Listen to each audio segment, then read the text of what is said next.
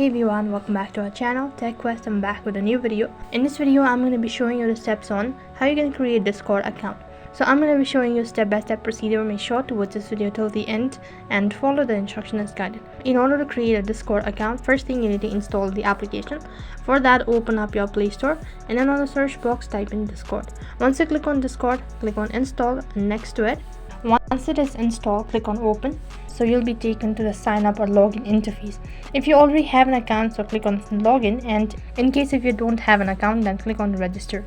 So you'll need to provide your contact information. So you can either provide your phone number or an email address. And once you're done providing your email address, click on next. Now pick a username for yourself and then create a password. Once done, click on next. Now you'll need to enter in the date of birth and click on confirm.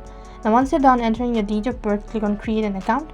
You need to select a profile for yourself. So if you want to skip this part, then you can do that as well, or simply click on the profile picture from the suggestion list and then click on next. And here you go, that you've successfully created a Discord account. So in this way you can create a Discord account. That is all for this video, and now you can go on adding your friends. So that's all for this video. I hope the video was helpful. Make sure to like, share and subscribe to our channel. Thank you for watching.